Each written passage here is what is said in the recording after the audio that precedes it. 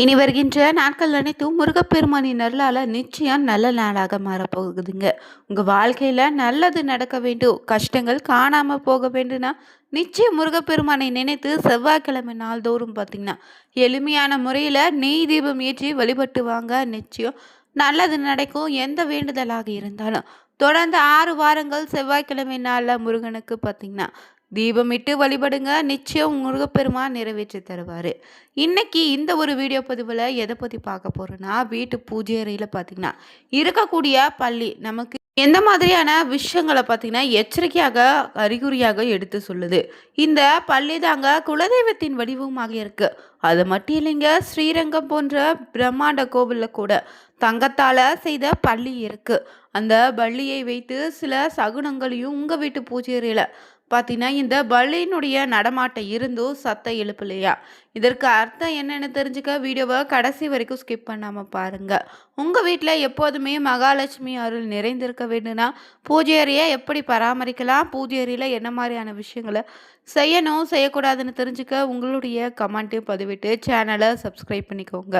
மேலும் இந்த நேரத்தில் தனிப்பட்ட முறையில் உங்கள் ஜாதக ரீதியாக ஏற்படக்கூடிய பிரச்சனைக்கு சரியான ஒரு பரிகாரத்திற்கு வீடியோவில் டிஸ்கிரிப்ஷன் கீழே ஜோதிடர் நம்பர் கொடுத்துருக்கோம். அந்த நம்பருக்கு நீங்கள் கால் பண்ணி தெரிஞ்சுக்கலாம்.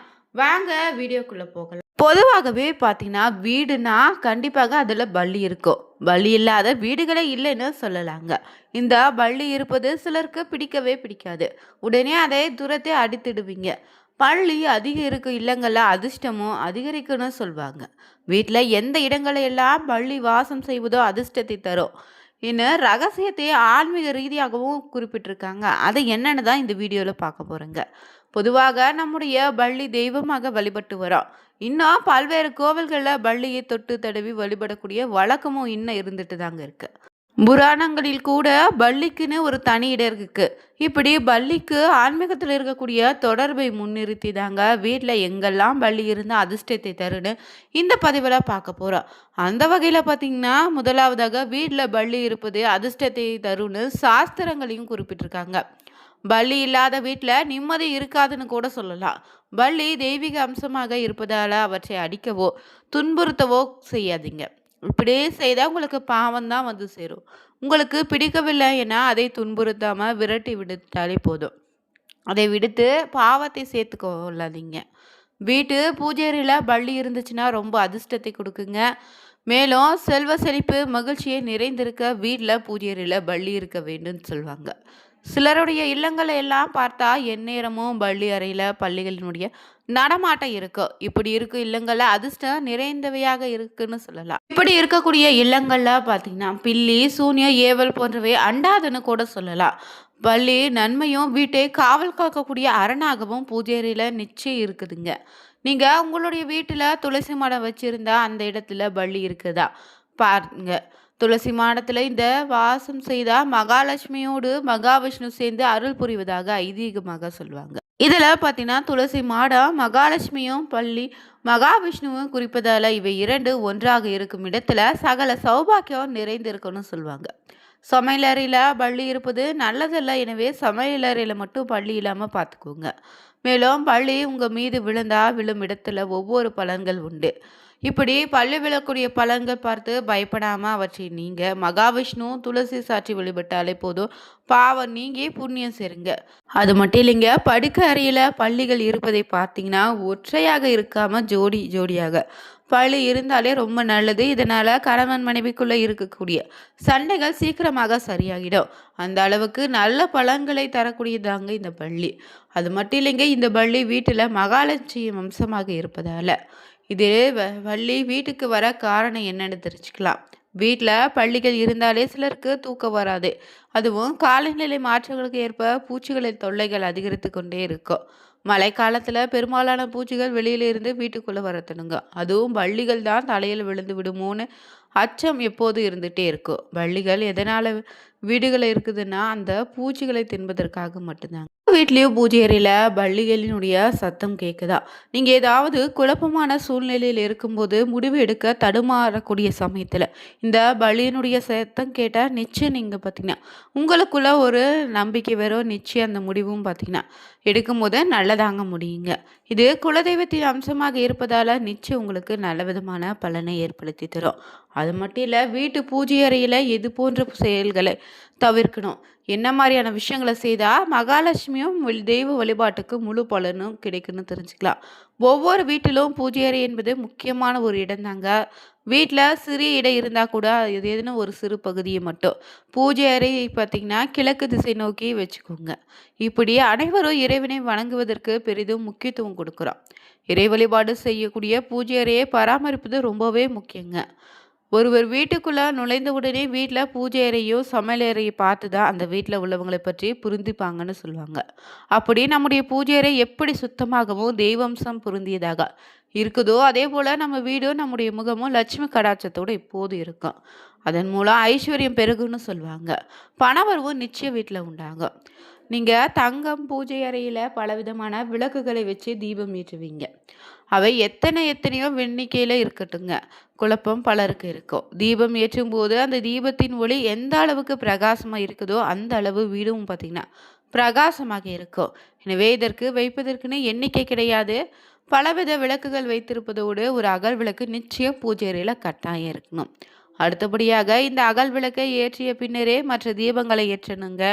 அதேபோல சாம்பிராணி, ஊதுபத்தி, தசங்க, சூடம் போன்ற அனைத்தையும் இந்த அகல் விளக்குல ஒளியில இருந்து ஏற்றிக்கலாம். ஆனா தவறியும் காமாட்சம்மன் விளக்குல இருந்து மற்ற அனைத்தையும் ஏற்றுவது தவறுன்னு சொல்லுவாங்க.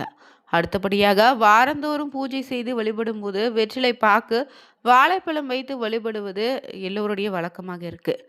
இந்த வெற்றிலை பாக்கு இரட்டைப்படை எண்ணிக்கையில இருக்கணும். அதன் மீது பெரும்பாலும் கொட்டை பாக்கு இல்லைன்னா நிஜாம் பாக்கு வைக்கணுங்க.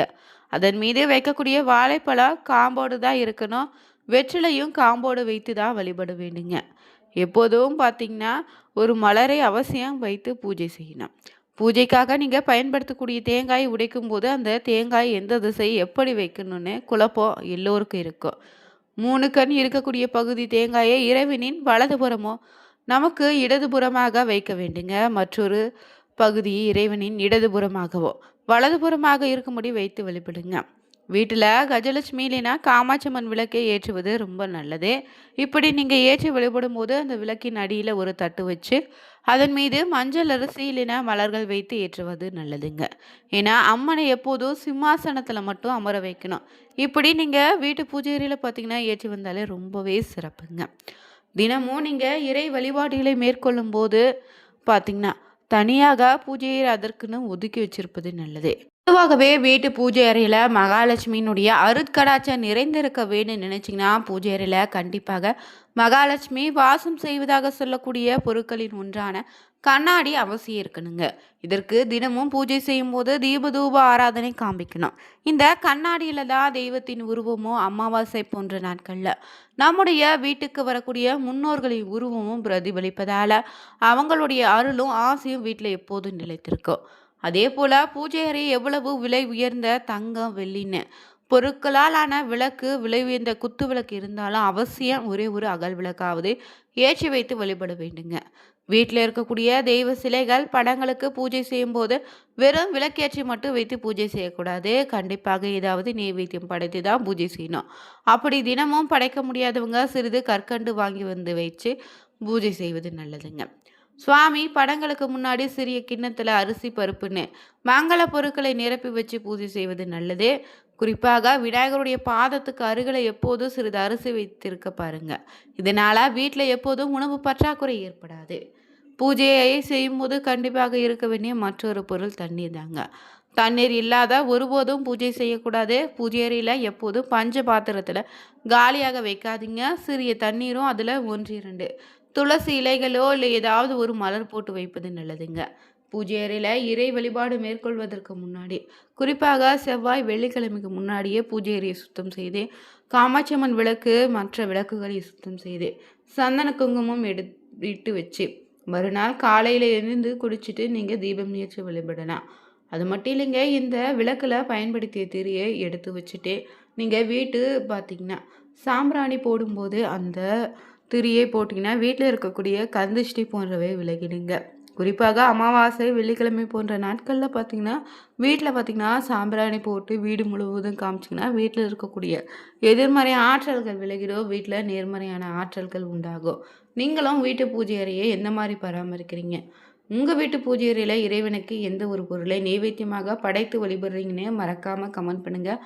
புதியவராக இருந்தீங்கன்னா, மறக்காம சேனல சப்ஸ்கிரைப் பண்ணிட்டு, கூடவே இருக்க பெல் பட்டன கிளிக் பண்ணிக்கோங்க. லைக் பண்ணுங்க, ஷேர் பண்ணுங்க, கமெண்ட் பண்ணுங்க. Thank you viewers.